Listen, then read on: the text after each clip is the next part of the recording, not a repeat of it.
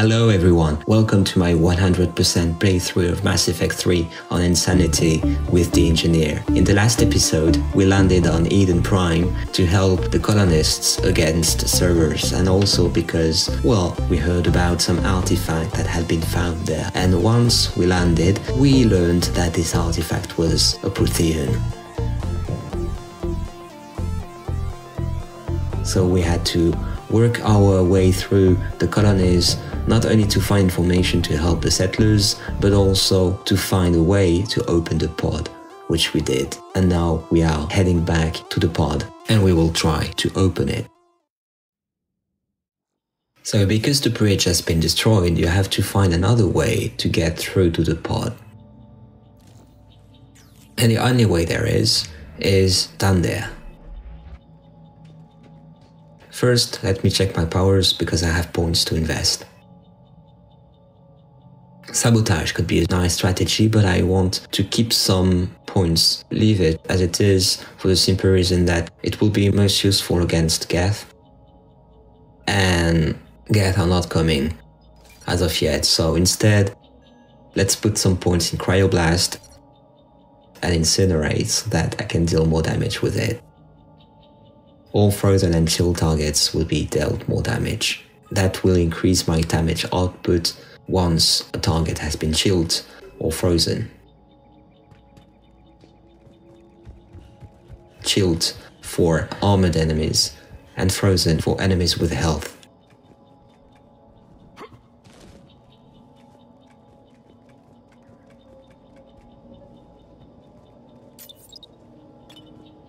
So nothing much happens until you get to the pod. But I will be going back to the roof for extra safety.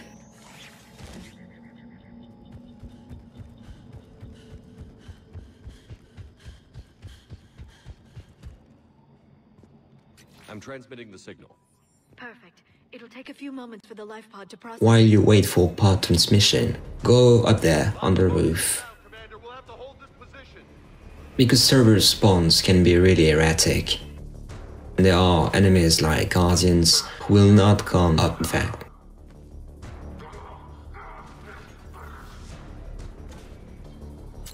Assault troopers, on the other hand, may go on the roof, so be careful, their grenades might surprise you.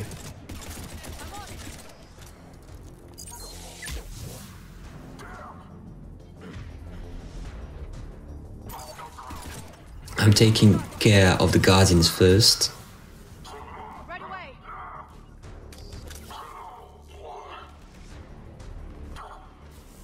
Here they come. And once this shuttle arrives, use Singularity to crowd control these troopers. Again, that will make your life easier.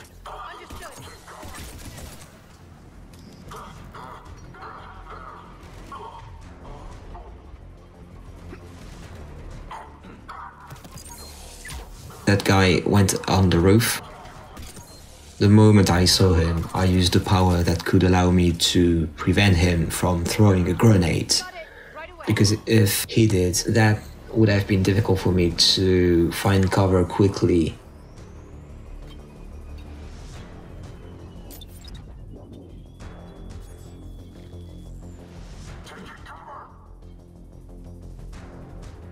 That might take some time if you're not using a profile like the Vanguard.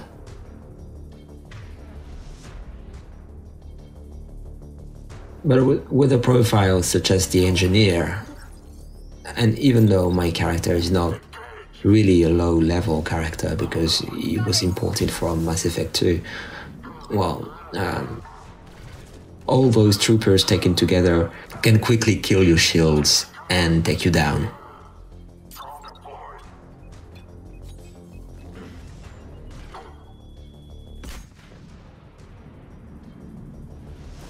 So that's why I used combat drone.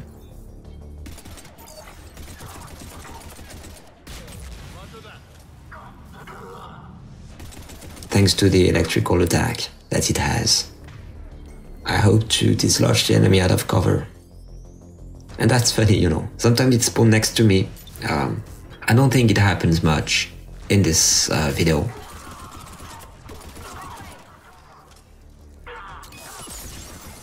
but sometimes it does.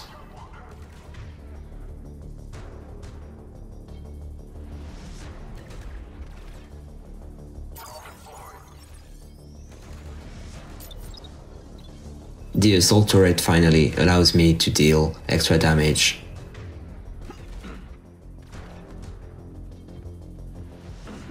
So right now it's a bit boring, but soon there will be more action. It's just that process of cleaning around the corners while staying on the roof that is difficult, because those troopers tend to take cover very rapidly. These guys take cover all the time.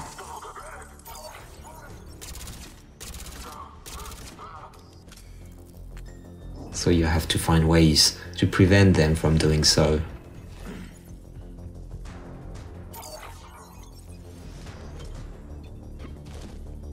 And if it's taking too long, you might want to go down the ladder and do it yourself.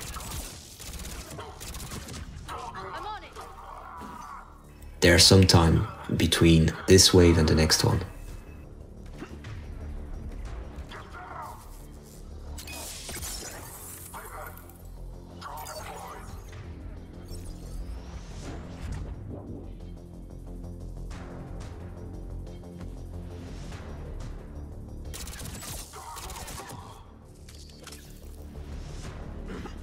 Looks like we've got a second to catch our breath. Wish my corner man was here. I could use an ice pack. Has the life pod ended stasis mode? We're almost there. If anybody's low, there's a Cerberus supply cache in the building next door. I can lay down a singularity to block enemy access. Yeah, well, your singularity is not going to help against what's coming. Understood.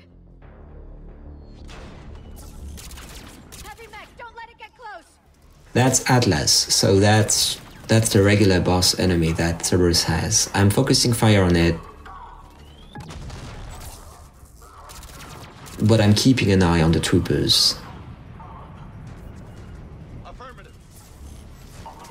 As I said earlier, I don't want them to go on the roof and surprise me as a result.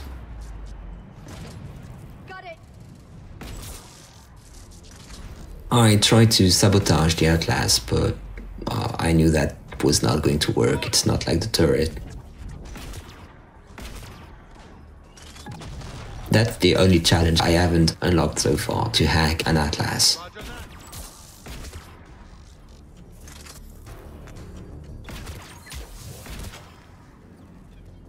And because the Atlas cannot go up the ladder, obviously, it will stay in this position and try to melee you.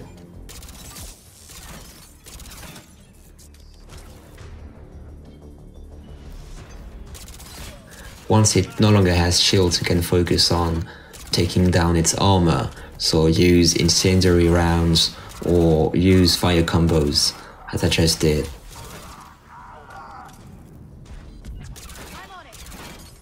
You prime the enemy with either power or the ammo, and then you detonate the combo with the power. Either overload or incinerate will work, and that will burn through its armor. My squad mates, in the meantime, are dealing with the troopers, and even if they're not, dealing so much damage, they're still useful in diverting the enemy's attention away from me.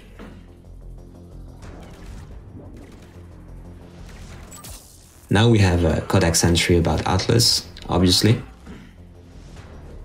And like the Nemesis, we will check on those later. These were the two new enemies that this mission introduced. But because it's a DLC, you can take it at the end of the game if you want. So what will happen is that the codex entries for Nemesis and for Atlas will come later.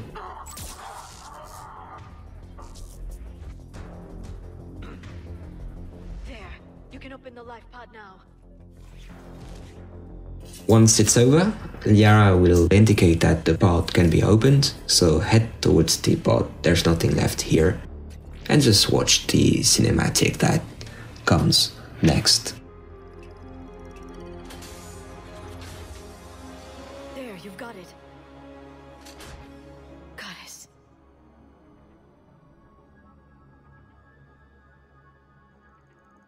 may take him some time to fully regain consciousness. Well, methinks his face looks tired.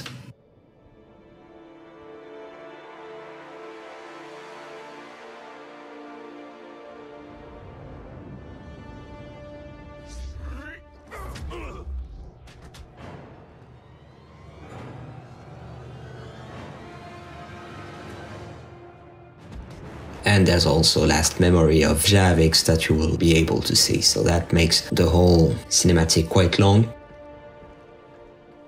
Be careful, he's confused. And you'll see most of the episode, in fact, consists of either dialogues or videos. I will be saying a few things here and there so that you don't get bored. Remember, it's been 50,000 years for us, but for him, it's only been... A few minutes! No. The bunker is falling. There is no other option. There are pods online! Those soldiers are still alive! Their sacrifice will be honored in the coming Empire. Preparing neutron bombardments. Get to your life pod now.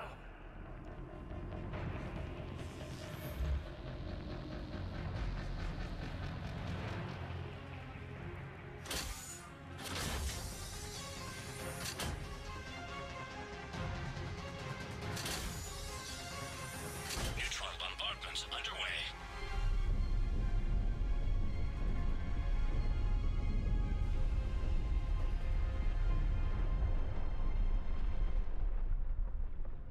The bunker is secure, Commander Javik. What is left of it? A few hundred people. How am I to rebuild an empire from that? Further adjustments may be necessary. The neutron purge compromised the facility. Clarify. Sensors are damaged. Automated reactivation is not an option. You'll remain in stasis until a new culture discovers this bunker. This may lead to a power shortage. Do not shut off more pods! I need the few that are left! Power needs will be triaged appropriately. You will be the voice of our people. I will be more than that.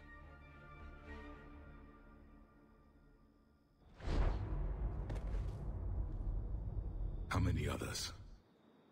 Just you. You can understand me? Yes. Now that I have read your physiology, your nervous system, enough to understand your language. So you were reading me, while I was seeing... Our last moments. Our failure. Your people did everything they could. They never gave up. And I could use some of that commitment now. Shepard, whatever you did got Cerberus interested. Asari. Human. I'm surrounded by primitives. It's not safe here. Will you join us? You fight the Reapers? Yes. Then we will see. So there are lots of things to say about what we just saw, but we have another cinematic coming in. A conversation with Hackett. A living Prothean. That's correct, Admiral. But he's not quite what we expected. Commander, our scientists barely understand what they need to do here. If the Prothean can help us construct this device, we need his cooperation. Understood, Admiral. We're losing colonies faster than we can evacuate. We've never seen a force like the Reapers. He has, Admiral. Can he help us? I intend to find out. Good. Cerberus slipped up and gave us a new weapon. Don't let it go to waste. How can And there's another conversation coming in. A long one. Shepard, I need you down in the port cargo hold. It's about our new guest. I'm on my way. First, the handshake is important because there will be an echo to that moment at the end of the game. What's the problem? I've tried to make the room more accommodating, but they're not letting me talk to him. Apologies, Doctor. Contact protocol with a new species. Assume hostility. We had to dust off the regulations. And the second thing is that his "I'm surrounded by primitives" command will adapt to the squad mates you have. ED, for example, or Garrus. But he's not new. I've spent my life studying Protheans. At ease. I don't think our guest will be a problem.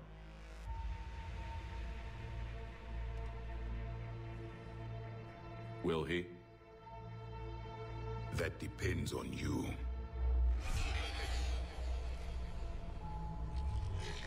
I can sense fear in you, anxiety and distress. The Reapers are winning. What do you mean, you sense? All life provides clues for those who can read them. It is in your cells, your DNA. Experience is a biological marker.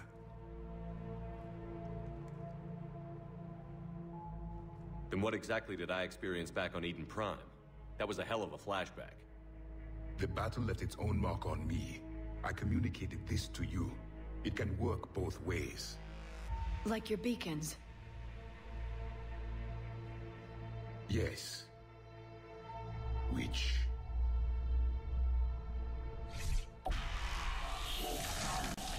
So that's a throwback to Mass Effect 1. And Javik is about to get very angry. You found one. You saw it all. Our destruction, our warnings. Why weren't they heeded? Why didn't you prepare for the Reapers, human? It's Commander. And nobody could understand your warnings. The beacon nearly killed me.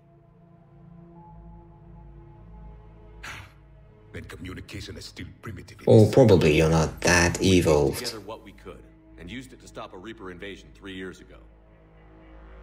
Then the extinction was delayed.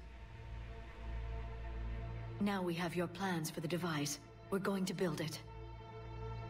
Device? The weapon your people were working on. I'd hoped you could tell us how to finish it. If you can't even transmit a message to what you call inferior races. We never finished it. It was too late. Then I take it you don't know anything about the catalyst? No. I was a soldier, not a scientist. Skilled in one art: killing. What was your mission? Among my people, there were avatars of many traits: bravery, strength, cunning. A single exemplar for each. Which are you? The embodiment of vengeance. I am the anger of a dead people, demanding blood be spilled for the blood we lost. Only when the last Reaper has been destroyed will my purpose be fulfilled.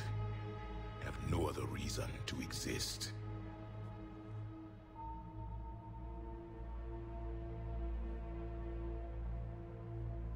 Those who share my purpose become allies.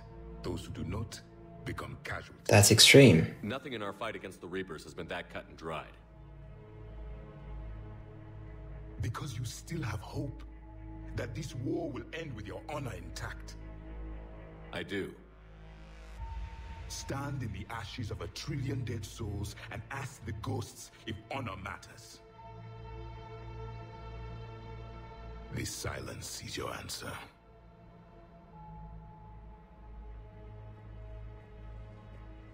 We found this at the dig site.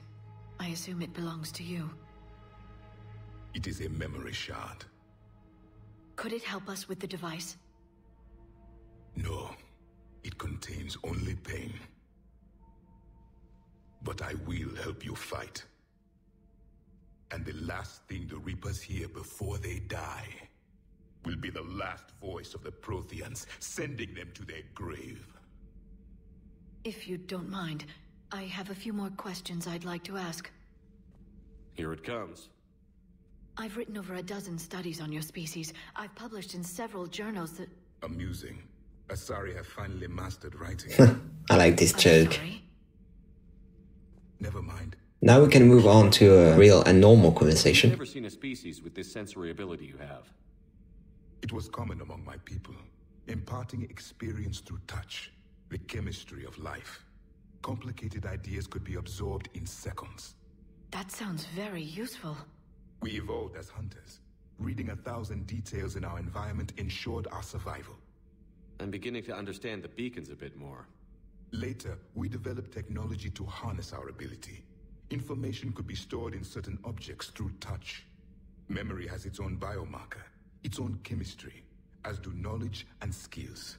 The beacons could remember these things. Things like Reaper invasions. Yes, I can still sense the turmoil in you, witnessing the extinction of our empire. The fabric of your being was forever marked that. So let's investigate the dialogue tree a little. So what about this room? So obviously it's going to make a reference to Mass Effect 2. There was liquid, a form of incubation. The DNA of a Krogan who lived here. He was powerful, prone to violence. I'm impressed. His name was Grunt. And if he were my enemy, I would have given him a wide berth. There is great strength in his genes. So Liara is with you right now, but if you speak with Javik later, she will not be here. What was Prothean civilization like? Yes, I've always wondered, what sort of government did you have, and can you tell me about your religious beliefs, or perhaps the... We are dead now. What does it matter? I'm sorry. Studying your history has been a lifelong passion of mine. When I was born, our empire was already at war with the Reapers. The first thing I remember was seeing... So it's interesting to talk to him right now so that you can see Liara's reaction and she can add a few dialogue lines. We ruled the galaxy. My studies indicated you were the only race engaged in space travel at the time. I always found that curious. We were one empire composed of many subjects. All eventually called themselves Prothean. What if they didn't want to? They weren't given a choice. Are you saying you enslaved the other species? Any could oppose us if they wished. And if they had won, they would have ruled. Many tried. None succeeded. I had no idea Protheans were so... severe. It was by necessity. Very early we encountered the dangers posed by machine intelligence. They rebelled against... Kind of natural selection? Same problem. They're called Geth. We could not allow the machines to surpass us. It was decided the only way to win was to unite all organic life within our empire. Did it work? For a time. The Metacon War. We were turning the tide. Until the Reapers arrived. Then we understood machines had surpassed us long ago, in ways we could never imagine. Back on Eden Prime, it looked like there were other stasis pods. What happened? The Empire had fallen, and we knew our cycle was lost. We were the final vanguard, the best soldiers left alive. So more of you were supposed to survive into this cycle? Yes. Under my leadership, a new Prothean empire would have arisen. We would have commanded the races of your time to prepare for the next Reaper invasion. But traitors within our ranks, indoctrinated agents, betrayed us, and the Reapers discovered our plan. Yeah, well, they do that with us too. Wink wink, Saren. Just out of curiosity, how would you have commanded us? By leaving you no other option. You would have joined our army, or faced the Reapers alone. We've uncovered quite a few Prothean ruins. Were you observing our ancestors? Before the war, we cultivated species who showed potential. Eventually, you would have been offered a choice to join the Empire. Haha, a choice. But when the Reapers attacked, we ceased all study. We hoped they would see you as too primitive to harvest. Well, thank you. I think. Not really. So what about the war? What can you tell us about your own war with the Reapers? Many of the details were lost.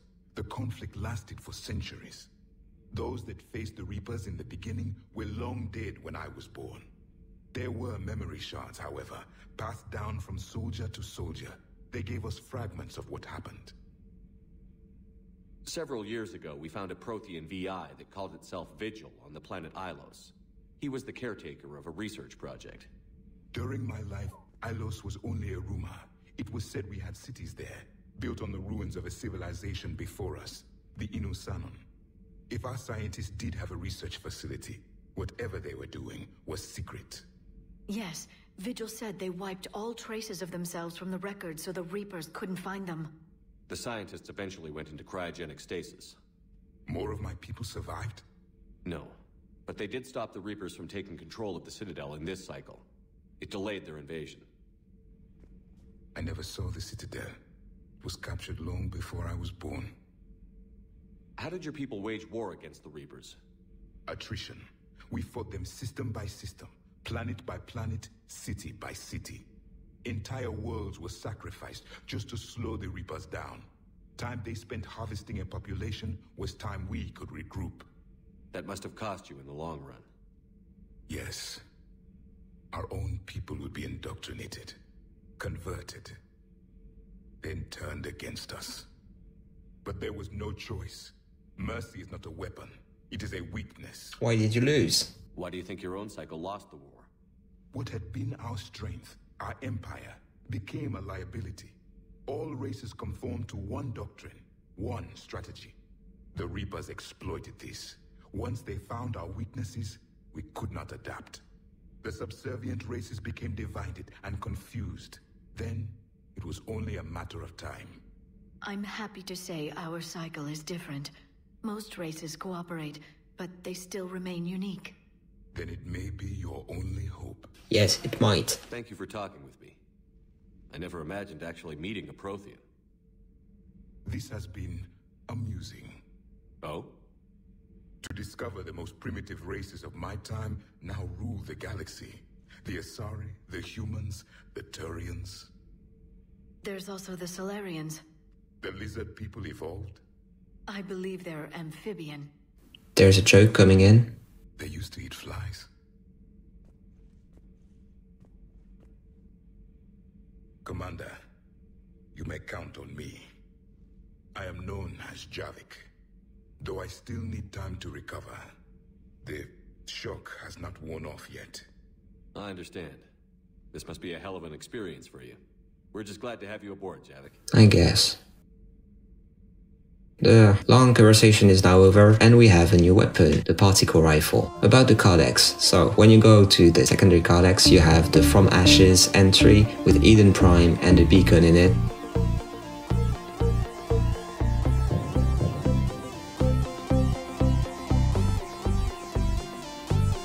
For Cerberus, you have the Atlas and the Nemesis entry.